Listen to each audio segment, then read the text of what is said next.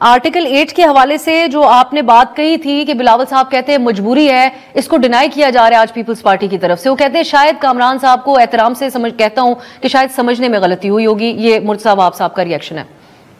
میں بھی پورے احترام سے کہتا ہوں کہ مجھے سمجھنے میں بالکل غلطی نہیں ہوگی۔ تو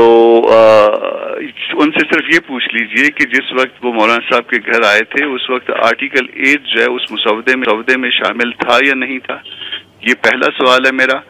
دوسرا سوال یہ ہے کہ وہ جب آئے تھے تو یقیناً مولانا صاحب کو قائل کرنے کے لیے آئے تھے کیونکہ وہ حکومتی اتحاد کا حصہ ہیں،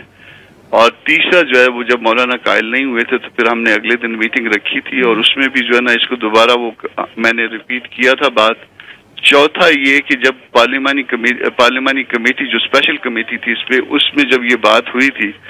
تو اس میں انہوں نے کہا تھا کہ جی اس کو جو ہے وہ آپ کے اعتراض پہ ڈیلیٹ کر دیا گیا ہے، اور جب کمیٹیوں میں کوئی بات ہوتی ہے تو اس کی باقاعدہ ریکارڈنگ ہوتی ہے، تو کوئی چیز موجود تھی تو پھر اس وقت تک تو دوسرے دن تک جس دن اس پہ یہ قانون بن جانا تھا اگر ہم ووٹ کرتے،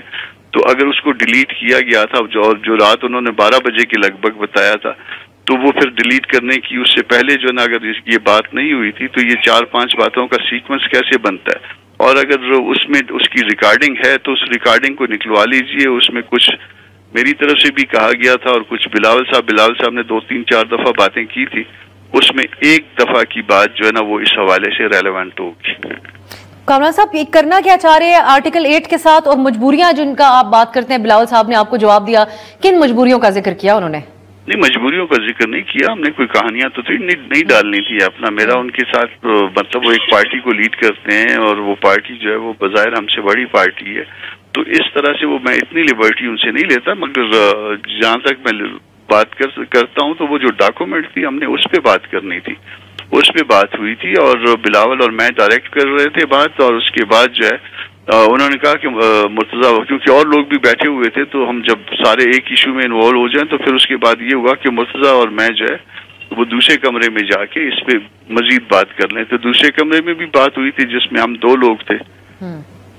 لیکن کرنا کیا چاہ رہے تھے سر آرٹیکل 8 کے حوالے سے؟ وہ